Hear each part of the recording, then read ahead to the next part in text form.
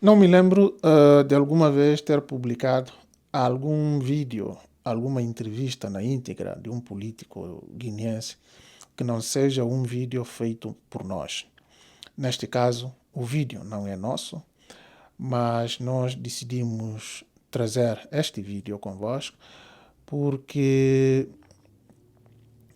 eu acredito que cada cidadão africano deveria ter a sorte de ouvir este senhor, pela sua simplicidade, pela sua honestidade, pela franqueza e abertura total e pela forma como ele aborda cada assunto e responde às perguntas. Estamos a falar de uma entrevista que o engenheiro Domingos Simões Pereira concedeu à RDP e RTP África, onde falou de vários assuntos. E o que eu gostaria mais de pedir a todos, eu sei que muitos guineenses já tiveram a sorte de ver este vídeo, mas ainda acredito que muitos cidadãos de países que falam português, por exemplo, ainda não tiveram a mesma sorte. E eles deveriam ter essa sorte de ouvir este homem a falar e fazer uma comparação com os políticos que eles têm nos seus países. A África carece de bons políticos, mas, ao mesmo tempo, tem políticos que merecem a nossa atenção. Vários analistas e observadores dizem mais. Dizem que foi sequestrado após o golpe de 25 de novembro de 2025 na Guiné-Bissau. Esteve cerca de 60 dias detido numa cela onde conviveu com baratas e percevejos, umidade e escuridão. Saiu daqui para casa, para uma prisão caracterizada pelas autoridades guineenses como domiciliária. Foi a 30 de janeiro deste ano. Voltou à 2ª Esquadra a 10 de julho e 15 dias depois foi determinada a suspensão da prisão preventiva por 3 meses para tratamento médico em Portugal. Falamos de Domingos Simões Pereira, o líder do PAIGC, presidente da Assembleia Nacional Popular, dissolvida em 2023. É com ele que vamos falar, já a seguir, nesta grande entrevista Rádio e Televisão RTP África. Antes de mais, como se sente hoje, física e psicologicamente, aqui em Lisboa? Antes de mais, muito satisfeito de estar cá, de respirar de liberdade, porque eu acredito que a saúde mental e a saúde física dependem fundamentalmente do espírito. E desde que cheguei a Lisboa, toda a recepção, não só da comunidade guineense, mas de todos os que contribuíram para me restituir à liberdade, tem permitido, não é, que me sinta bem. Iniciei o controle médico, mas não tenho nada, estou bem.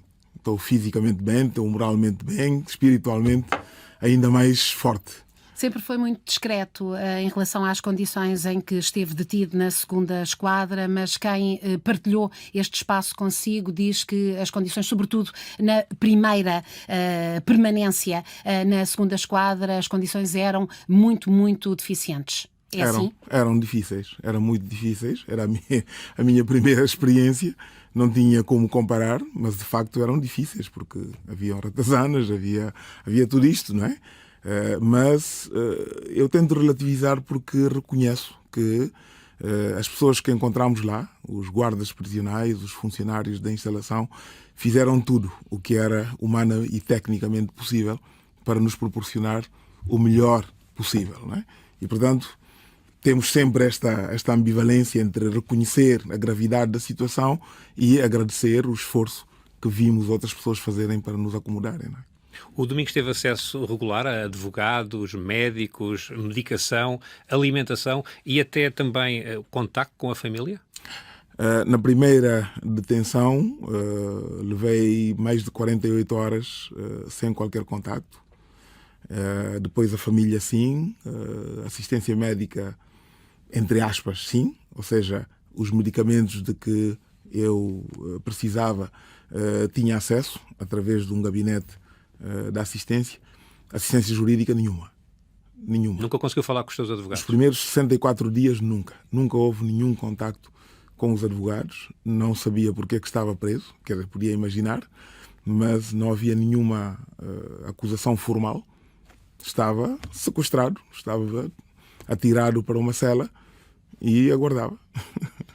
Disseram-nos que arranjou estratégias para manter a sua sanidade mental e também a sua aptidão física e que convidava os outros a fazê-lo também. E não estamos a romantizar esta passagem. É verdade, mas eu tenho que reconhecer que foi mais os outros colegas, não é? Um dos outros colegas, o principal promotor disso. Aprendi com ele, estou aqui a reconhecer o Dr.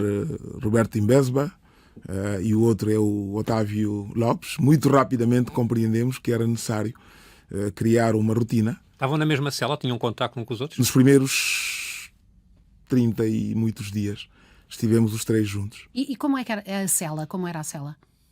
É um espaço de 3,5 metros por 2, que não tinha nada. Quando fomos atirados para dentro da cela não havia rigorosamente nada. Não tinham camas? Nada. Rigorosamente nada. Tinha um linóleo, não é? A revestir o pavimento. E não tinha mais nada. E, portanto, nós tivemos que aguentar as primeiras 48 horas com aquilo que tínhamos vestido. As primeiras 48 horas. Depois disso, foram permitindo aos poucos que os familiares trouxessem os utensílios básicos de que necessitávamos. E a alimentação? Permitiram. Isso depois das primeiras 24 horas permitiram que a família trouxesse, e aí reconheço algum esforço, porque permitiam que a pessoa que trazia a comida levasse até junto de nós, ou seja, não passava por outras mãos, e tínhamos assim alguma garantia de que não havia, não é, nenhum risco de outras coisas. Não é? Nunca sentiu em perigo a sua integridade física, ou mesmo esteve quase a ver a sua vida em perigo, ou isso nunca chegou a acontecer? Eu penso que o que acontece nessas situações é que a pessoa nunca tem a possibilidade de processar verdadeiramente o que está a acontecer. Eu confesso que o dia do sequestro foi um dia particularmente difícil. Nós estávamos na sede de campanha, nós não podíamos imaginar que pudesse ter esse desenvolvimento. Estávamos reunidos com os observadores internacionais que estavam na Guiné-Bissau quando nos informaram que o edifício estava a ser cercado pelos militares. E de repente vimos-nos, não é, confrontados, eu pelo menos, rodeado por cerca de 20 homens fortemente armados, não só armados, mas encapuçados e com máscaras, e pelo menos 2 ou 3 deles, que estavam a 2 metros de mim, tremiam. Eles não sabiam o que fazer. O risco era esse. Não é? Eu estava a acalmá-los, eu estava a pedi-los que acalmassem para poderem me transmitir o que é que tinham como ordens. Não é? E eles só diziam, não, temos que ir. E eu dizia, mas temos que ir para onde? Tem algum mandado? Tem alguma acusação contra nós? Não tinham nada. E eles não sabiam o que fazer. Nessa altura o Sr. Engenheiro estava acompanhado pelo candidato presidencial Fernando Dias da Costa. Tivemos juntos nos primeiros momentos. Mas como nós saímos de 2 portões diferentes e eu percebi rapidamente que o alvo era eu, então eu entendi que estrategicamente era preferível não nos juntarmos de novo. Então, Fernando Dias da Costa, aliás, já o disse, que o senhor disse, irmão, tu não podes ser detido, foge. Assim? Eu não me lembro de ter dito exatamente estas palavras, mas terei-o incentivado a não se juntar a mim. Acredita que ele poderia ter sido detido se não tivesse fugido? Se tivesse ficado comigo, provavelmente que sim. Mais que seguro que sim. Estamos a falar daquele que era o candidato presidencial. Exatamente. Não podia ainda ser mais grave a situação, ter um impacto maior? Mas, como eu digo, aqueles militares, aqueles oficiais que foram nos procurar, eles não sabiam o que fazer. Estavam por sua conta, provavelmente receberam ordens para nos irem buscar e tinham-me como alvo, mas tudo o que estivesse junto de mim... Mas estava tudo pronto para a divulgação dos resultados e os relatos é que já tinha havido mesmo uma admissão da derrota por parte do Omar Sissoko Embaló a observadores internacionais que estavam no país. Todos nós, na nossa campanha, eles na campanha do Omar Sissoko Embaló, os observadores internacionais, todo o mundo tinha cópias, não é? certificadas, que não houve em 2019. Portanto, nesta altura, todo o mundo tinha as atas certificadas para a divulgação dos resultados. E, portanto, isto foi mesmo... Mas é importante dizer que há relatos que indicam que alguns dias, talvez um mês antes do ato eleitoral, o Umar Sissoko Embalo já admitia isso. Portanto, ele considerava 3 hipóteses. Ou todas as instâncias ligadas ao processo eleitoral se submetiam à sua vontade e o declaravam, qualquer que fosse a vontade do povo guineense, ele seria declarado vencedor. Se isso não acontecesse, eles forjavam a alteração dos dados, como forçaram em 2019, ou, se as duas primeiras opções não funcionassem, ele já admitia a possibilidade de ceder o lugar transitoriamente aos militares que o representam. Então isto é uma situação de desespero, no seu ponto de vista? Total. O Úmaro e todo o sistema nunca admitiu que a eliminação do Domingos Simões Pereira como candidato e do PAIGC para eleições legislativas pudesse ser tratado da forma como nós o tratamos. Surpreendeu? O vosso apoio, o apoio Totalmente. de várias forças políticas, surpreendeu totalmente o Marcelo Camelo, Ele não estava, o apoio a Fernando? Não estava preparado para isso, por um lado. Mas, por outro lado, tendo sido eles a elaborar a lista eleitoral, que foi gravemente alterada, com elementos que foram trazidos de outros países, de muitos jovens com menos de 18 anos que foram registados. E aqui importa dizer que todo o processo de recenseamento não teve o acompanhamento das outras forças políticas, nem dos outros candidatos. Portanto, dessa vez, toda a atualização das listas foi unilateralmente tratada pelo governo, não é? Sob a orientação do Umar Sissoko Embalo. Não é? Isto nem é o Domingos a dizer. Não é? Há registros muito claros do número de pessoas que, nos meses que antecederam as eleições, receberam, não é, cartões de bilhetes de identidade que os tornaram cidadãos guineenses para poderem se registrar. E, portanto, ele, com toda a máquina, repare, ele mantém a Comissão Nacional de Eleições, porque entende que é conveniente essa composição. Ele substitui as comissões regionais, colocando à frente dessas comissões pessoas que foram escolhidas a dedo. Como eu disse, ele é que controla, não é, todo o registro eleitoral.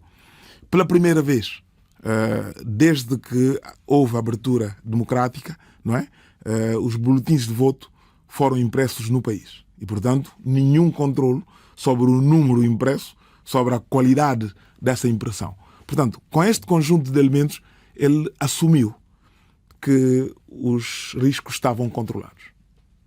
Não é? E eu penso que, ao 4º dia da campanha, que é o nosso primeiro dia em que o PAIGC e eu próprio me junto à campanha, ele dá conta que já não vai ser a passeata que ele pensava que ia acontecer. Mas a verdade, e entra em pânico. A verdade, Domingos, é que é o próprio Domingos Simões Pereira que agora é acusado pelo Tribunal Militar de ter prestado apoio material, financeiro e logístico para uma alegada tentativa de golpe de Estado.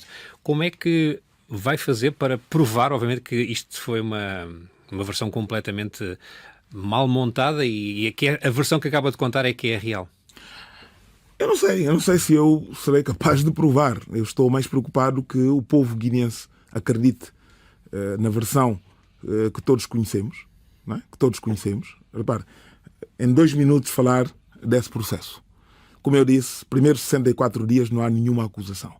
No dia em que a missão da CEDEAO, conduzida pelos ministros senegaleses, estiveram a falar connosco, no final da conversa e quando nos informaram que tinham chegado a um entendimento com o Comando Militar sobre a possibilidade de sermos libertados, o Ministro da Defesa vira-se para mim e diz: mas há uma condição. O Comando Militar exige que, se entretanto houver alguma coisa, que esteja disponível a submeter, a se apresentar à Justiça. E eu disse, eu pensava que isto é válido para qualquer cidadão. Não é? Eu disse, mas eu vou traduzir para você perceber do que é que eles estão a falar. Eles estão a dizer que nestes 64 dias eles não conseguiram produzir nenhuma acusação contra mim. Mas reservam-se no direito de o fazer a posteriori para justificar os 64 dias que eu já estou detido. Isto por um lado. Mas depois, durante as tais audiências que tiveram lugar no Tribunal Superior, eu tive acesso à acusação. E o que é que eu encontrei na acusação? Mais de 2/3 da acusação é sustentada por um relatório do Estado-Maior-General das Forças Armadas, cujos elementos não faziam parte do julgamento. Primeiro. Segundo, uma primeira acusação que é feita é de que eu teria cedido a minha residência para algumas reuniões de conspiração. E o próprio promotor recusa-se a fixar a data dessas reuniões, porque não conhecendo o período que eu estive fora e o período que eu estive em Bissau, podia não bater certo. E por mais que nós pedimos, mas de que datas é que vocês estão a falar, ninguém falou disso. Terceiro, eles acusam-me de ter disponibilizado dinheiro, quer dizer, eu que não tenho salário desde novembro de 2023, não é? Eu vou disponibilizar 300 milhões de francos CFA. Estamos a falar de mais de 500 mil euros para esse processo. Mas o que é interessante? Se num ponto a acusação é o Domingos disponibiliza 300 milhões de francos CFA, 2 pontos a seguir, na mesma nota da acusação, vem dizer que, mas no último momento acabamos por não entregar o dinheiro porque descobrimos que a pessoa que era o nosso interlocutor era próxima do Marcelo Coimbala. Eu perguntava ao juiz, afinal, demos dinheiro ou não demos dinheiro? Se não demos, do que é que somos acusados? Não é? Se demos, a quem é que demos? E onde é que está esse dinheiro? E onde é que está esse dinheiro? E eles fazem referência a alguns testemunhos, partindo do princípio que ninguém vai ler a nota da acusação. Eu tive a oportunidade de ler, porque eu perguntei ao juiz se tinha direito de o fazer. Deram-me a ler. O próprio elemento que é apresentado como testemunha vem dizer que em nenhum momento ele disse que eu entreguei algum dinheiro. Que o tal oficial de referência, que é o Júlio Mambali, é que o pediu que fosse à minha casa, não é? Tentar me extorquir algum valor que pudesse servir para a reparação da casa dele. O próprio testemunha. Agora imagina, há um juiz, supostamente de um tribunal que nós devemos respeitar, não é? Que está a mentir no processo em relação àquilo que são os elementos apresentados pelo testemunho. Podíamos entrar em várias questões ao longo dos últimos meses, mas mesmo muito complexas, de decisões que depois são anuladas, não são respeitadas, um processo que não é militar e é julgado no Tribunal Militar e depois não conseguem juízes militares, vão buscar juízes civis. É difícil chegar a todo este complexo, a esta complexa trama. Está em causa, efetivamente, a credibilidade de todo o sistema? Não há nenhuma credibilidade, não há nenhum... Aquilo não tem ponta por onde se pegar. Nós podíamos ficar aqui o resto do dia a enumerar as incongruências de todo esse processo. Mas eu gostava de dizer o seguinte, quando eu recebi a primeira notificação, eu sei que recebi muitas críticas por isso, muita gente disse, mas porquê é que vocês se apresentam voluntariamente porque não lhe foi levantada a imunidade parlamentar, exatamente. Não é? Eu tive uma grande discussão com o coletivo dos advogados que, num primeiro momento, achavam que eu não devia me apresentar. E a minha argumentação é a seguinte. Eu já estive 64 dias preso. E durante esse período eu não tive nenhuma acusação. E, portanto, foi à procura da acusação? Exatamente. Eu disse, eu tenho que ir ao encontro desse tribunal, porque finalmente há alguém que diz que tem alguma coisa contra mim. Não é? Eu vou ao tribunal, antes de começar a audição, nós fizemos questão de fazer uma declaração. Uma declaração para deixar claro que nós não reconhecemos a competência desse tribunal para me julgar, de que a minha, como é que se diz, imunidade enquanto parlamentar não está levantada e que, enquanto presidente da Assembleia Nacional Popular, está regulamentado as condições em que devia ser. Mas, observadas estas questões, eu estou disposto a ouvir que acusação é que tinham contra mim. Os promotores do Tribunal Militar começaram por nos dizer que só me tinham chamado porque tinham pressão do Estado-Maior, General das Forças Armadas, e que precisavam me ouvir. Mas que me iam ouvir na qualidade de declarante. Sabem que, logo depois dessa audição, esses senhores foram chamados ao Estado-Maior e foram fortemente pressionados. Pressionados até a favor, não é? Foram ameaçados. Depois dessa ameaça, e como continuaram a dizer que não encontraram nada de que podiam se socorrer para poder fundamentar uma acusação, foram simplesmente colocados de lado e tiveram que aceitar aquela descrição de que pediam escusa. Nenhum deles pediu escusa. Aliás, hoje sabe-se que eles estão completamente revoltados com aquilo que tem estado a acontecer. Domingos, o tempo passa a voar, temos que avançar para abordar outras matérias. Muito bem. Chegou na madrugada de 24 de julho a Lisboa para receber tratamento médico. Portugal confirmou que o acolheu e foi autorizado por razões médicas e humanitárias. Mesmo assim, foi também um gesto, ou, num ponto de vista do Domingos Simões Pereira, um gesto político de Portugal recebê-lo? Eu penso que sim. Eu vou admitir que sim. Agora, a chegada a Lisboa fui recebido pela Secretária de Estado dos Negócios Estrangeiros. Já manifestei interesse de me encontrar com o Ministro dos Negócios Estrangeiros. Ainda não falou com ele? Ainda não pude falar com ele e, portanto, quero compreender os contornos disso. O que eu posso deixar bem claro é que evoca-se a questão médica. Eu não encontrei com nenhum médico, não é? Eu não padeço de nenhuma enfermidade. Fisicamente sinto-me bem. Foi uma desculpa que deram para o libertar? Absolutamente. Absolutamente. Que deram na Guiné-Bissau, porque como avançavam algumas pessoas, e mesmo do PAIGC, nessa altura interessava que Domingos Simões Pereira não estivesse no país durante este período. Com certeza. Eu penso que 99% da população guineense acredita que tudo isto foi montado para antecipar a cimeira da CEDEAO. Houve cimeira da CEDEAO, a decisão, pelo menos, mantém o status quo e, portanto, a partir daí vamos negociar, não é? Vamos negociar um entendimento e vamos dizer que boa vontade, direitos humanos, que de repente receberam uma injeção de sensibilidade com os direitos humanos e passaram a pensar na vida e na integridade do Domingos Simões Pereira. Isto tudo é uma grande farsa.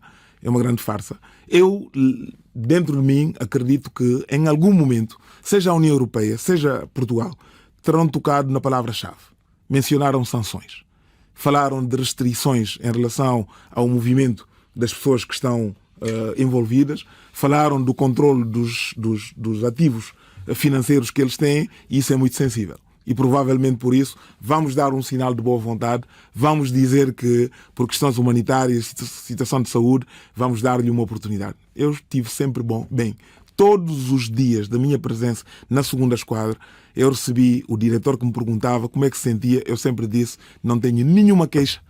Você não está a receber nenhum tratamento médico em Portugal? Nenhum tratamento médico.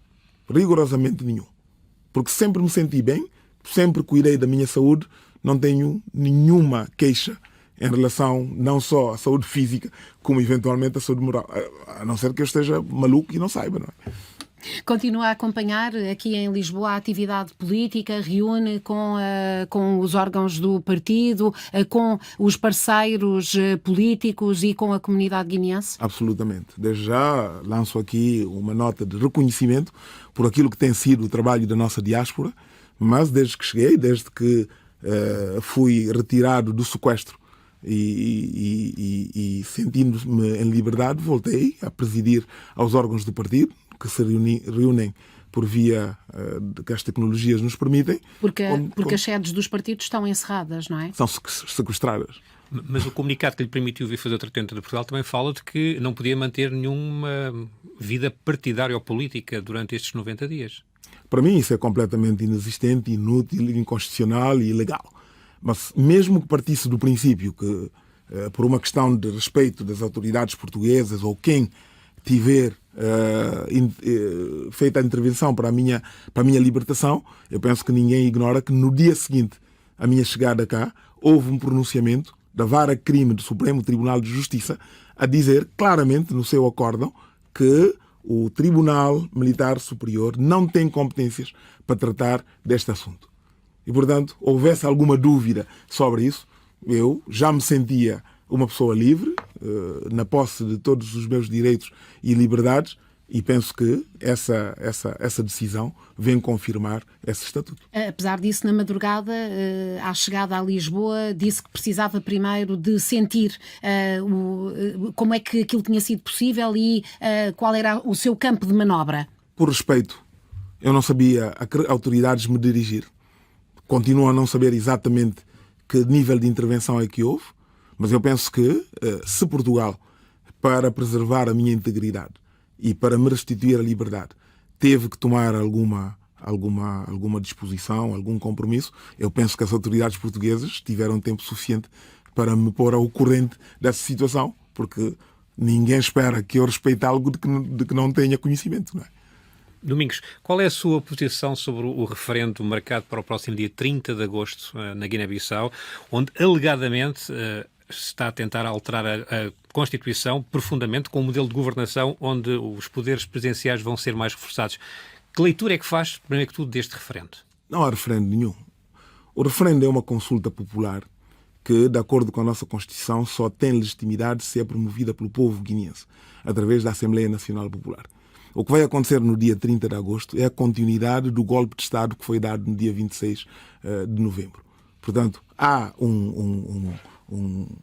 todo um canivá, há todo um algoritmo que está determinado no sentido de preparar uma camisa que sirva especificamente a um senhor e, portanto, eles vão fazer uma espécie de plebiscito para dizer que o povo guineense, não é, manifesta essa escolha. Não há escolha nenhuma. E querem concentrar a atenção do povo guineense na questão do regime, do sistema do governo presidencial em relação ao que é melhor, o que é que vai resolver. Isto é uma absoluta farsa. Não existe essa questão. Porque o problema é um problema de regime. Se nós queremos viver com um regime democrático, nós temos que nos submeter ao controle, à prestação de contas, ao acompanhamento das várias instâncias. O que eles dizem de forma muito clara é que precisamos concentrar todos os poderes nas mãos de um indivíduo para que esse indivíduo, sendo nosso amigo, possa repartir melhor, não é, aquilo que é a riqueza nacional. Eu penso que nós chegamos a um ponto onde eles próprios já nem tentam dar um ar de alguma legalidade ao processo. Basta dizer o seguinte. Primeiro, fizeram a revisão pelo CNT. Foi submetido à ratificação, à promulgação por parte do dito presidente de transição. Foi publicado. De acordo com as nossas leis, a partir do momento em que está publicado, entra em vigor. Um mês depois dão conta que é preciso perguntar ao povo se vai entrar em vigor ou se não vai entrar em vigor. E agora, pasme-se.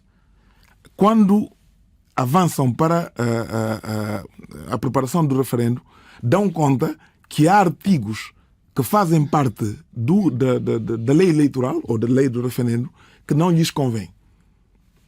Artigos que faziam respeito à interdição de qualquer consulta popular entre a marcação das eleições e a realização das eleições. Então, impossibilitaria este referendo. Desapareceu. Misteriosamente desapareceu. Depois, havia um outro artigo que fazia referência a que, para validar o exercício, era necessário que pelo menos 50% dos cidadãos eleitores participassem do processo. De repente deram conta que talvez não vamos conseguir os 50%. E, portanto, desapareceu esse artigo. Ou seja, esses senhores têm consciência de não serem sérios, de estarem a brincar com a inteligência do cidadão guineense. Não é? E, portanto, ao convocar essa consulta popular, entre aspas, não é? Estão a provocar, e eu espero que o povo guineense tenha capacidade de, no dia 30, como nós, como o PAIGC e a plataforma que nos acompanha já assumiu, não é? Convocar uma jornada de ruas limpas para ser um sinal de que isto é a continuidade de um golpe de Estado, não tem rigorosamente nada a ver com o dito E se referendo. não for assim, estão confiantes que haverá um boicote, que a participação será muito residual? Oh, Paula, isso não é importante. No momento em que nós falamos, esse processo não tem nenhuma legitimidade, não tem nenhuma credibilidade. Eu compreendo aqueles cidadãos que, perante as dificuldades que há, não é? Aqueles que receberem dinheiro, aqueles que receberem outro tipo de de incentivo que aí apareçam. Isso não me causa qualquer tipo de arrepio, não é? Desculpe, estamos na reta final, mas gostava de abordar ainda 3 assuntos importantes. Muito bem. Eleições de dezembro. O PAIGC e a coligação Pai Terra Arranca vão poder participar nestas eleições ou acredita que vão ser excluídos? Eu acredito que eles farão tudo para nos excluir, porque eles sabem que o PAIGC, neste momento, a nossa coligação, mesmo sem campanha, ganha as eleições. Porquê? Mas mesmo com a forma como está a ser preparado, como foi feito, por exemplo, a atualização também de segundas vias de cartões, o recenseamento... Não, aí está. Quer dizer, com os eleitores que nós conhecemos neste momento e com a tendência de aprovação que nós temos neste momento, nós acreditamos que qualquer pleito eleitoral nesta altura seria desfavorável ao sistema. Agora, se eles se reservam no direito, como eu já ouvi dizer, que a lei eleitoral agora prevê que o apuramento não aconteça na mesa dos votos, mas que aconteça no Ministério do Interior, isso significa que eles vão escrever o número que lhes convém. Nessa altura, farão aquilo que bem entenderem. Como é possível, então, travar isto? Nós o que dizemos é que nós somos um partido político sério. Nós partimos não só de uma ideologia, mas de um processo de libertação. Nós vamos continuar a dizer ao povo guineense aquilo que acreditamos que é o certo. Pode não nos dar o resultado que a gente espera neste momento. Pode não ter, não é, a influência e o resultado que nós ambicionamos no momento. Nós vamos continuar a ser aquela entidade que acompanha o povo guineense a criar as bases para que, em algum momento, se possa restituir a normalidade no funcionamento das instituições. E o apoio da comunidade internacional vai ser fundamental, como, por exemplo, a CDAO, a CPLP, e cá está, Portugal pode ter um papel preponderante nessa alteração? É sempre muito importante, porque, sabe, eu às vezes fico verdadeiramente surpreendido quando eu ouço muita gente dizer mas isso é responsabilidade dos guineenses. É verdade, é nossa responsabilidade e nós assumimos essa responsabilidade. Mas eu não conheço nenhum processo de transformação da sociedade que não tenha tido influências de fora. Portanto, nós todos acreditamos, quando estudamos ciência política, quando estudamos várias doutrinas, nós acreditamos que há um efeito contágio, não é? Que é favorecido pelas experiências positivas que vão acontecendo noutros países. O que fica difícil realmente de engolir, desculpem o termo, é quando nós ouvimos todos aqueles que deviam se posicionar do lado do respeito das normas democráticas, demitirem-se dessa responsabilidade, sacudindo água do capote, como se, mas o povo guineense é que tem que fazer. O povo guineense vai fazer, está a fazer. Agora, a influência de fora é sempre muito importante e nós não fazemos parte da comunidade internacional por mero acaso. E se somos parte integrante e de pleno direito dessa comunidade internacional, conforme os casos, CPLP, União Africana, CDAO e outros, nós exigimos o mesmo tratamento que outros países têm. Eu vou dar um exemplo. Neste momento todo mundo aplaude o processo que aconteceu no Benin. Como é que o Benin conseguiu reverter a situação? Porque a comunidade internacional se levantou, a CDAO se posicionou e em 24 horas a normalidade foi restituída. Por que é que isso não acontece na Guiné-Bissau? Domingos Simões Pereira prepara-se para lançar o livro da democracia em África. Para além de um homem político, é também um investigador, um analista dos motivos que levam a que os processos decorram como têm decorrido. A suspensão da prisão preventiva, no entanto, foi decretada por 3 meses. O que vai acontecer quando esse período terminar? Vai voltar? Essa é que é a grande questão, não é? Eu penso que só pode ser respondida por quem concordou com as autoridades no país a minha libertação. E eu espero que, a seu tempo, me possam comunicar isso. Eu, quando cheguei a Lisboa, o meu sentimento é que eu estive sequestrado e foi-me restituída a liberdade. Se quem negociou a minha liberdade me comunicar que no espaço de 3 meses eu devo me apresentar para voltar à prisão, eu no dia que for marcado estarei lá para me entregar sem qualquer tipo de problema. Não vira costas à Guiné-Bissau? Nunca farei isso. Nunca farei isso em nenhuma circunstância. Eu acredito que sou aquilo que sou por aquilo que a Guiné-Bissau também representa na minha vida. E isto num momento em que há ainda pessoas privadas da sua liberdade e que está condicionada a liberdade de expressão e outras liberdades na Guiné-Bissau, e isso não é sujeito a grande contestação. Agradecemos a Domingos Simões Pereira esta entrevista à rádio e à televisão, à RTP África, uma entrevista com apoio técnico de Sérgio Jardim e também de Jorge Almeida.